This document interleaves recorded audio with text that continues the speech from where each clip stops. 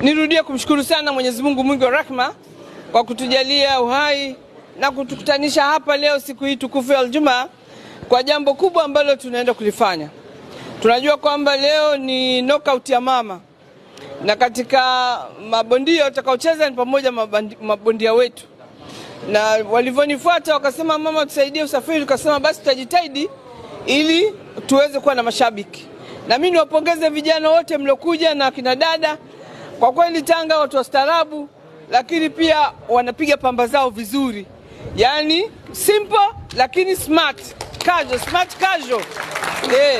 Yani kila t-shirt ukisoma hivi unaona inaleta maana. Jamaa hapa amepiga amesema I'm going to travel, na kweli anakwenda. Huyu mwingine akasema silence, na kweli yuko kimya. Lakini vyote yani nimefurahi kwa kweli, nimefurahi, amniangushi. Mko vizuri sana. Itoshe tu kwamba hicho tulichoweza kukipata kwa ajili ya safari kitoshe, na nyie muende salama. Naombea Mungu, naomba sana madereva waendeshe salama, na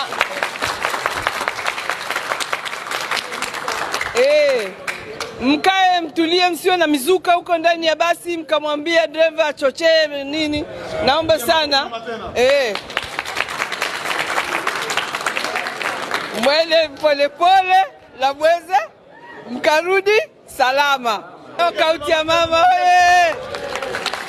Tumshukuru rais wetu wa Tanzania Daktari Samia Suluhu Hassan kwa kutuwezesha kuwa wanamichezo tunapewa vipaumbele haswa katika ofisi za mikoa, wilaya na hata za kitaifa tukiwa na majambo yetu. Tumshukuru sana rais wetu.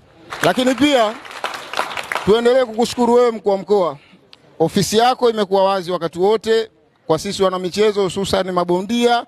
Tukiwa na majambo tunafika na tunasaidilika kwa haraka, na hilo jambo linatufanya sisi kujihisi tuko na mama kweli kama vile tulivyo na mama Daktari Samia Suluhu Hassan hapa Tanzania.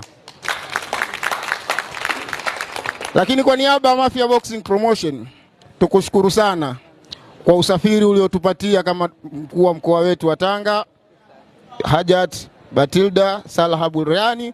Si kazi rahisi kabisa kwa umati huu uliofika hapa kupata gari 10 kutoka kwako kwa ajili ya kwenda safari ya Dar es Salaam kwa ajili ya pambano. Mungu akubariki sana. Sisi kama Mafia Boxing hatutakutupa, hatutakuacha peke yako. Tanga hawa vijana wote hawa hakuna kitu wanakipenda kama amani, na tukuhakikishie mkuu wa mkoa wetu, amani tutaipata hapa Tanga. Vijana hawa ndio vijana wa Tanga, ndio taswira ya Tanga. Leo wamekuja katika ofisi zao wakiwa wanamaanisha nini? Wakiwa wanamaanisha nchi yao itakuwa salama tarehe 29 Oktoba, na watajitoa kwa wingi kwenda kupiga kura kwa ajili ya kutimiza takwa la katiba ya nchi yao.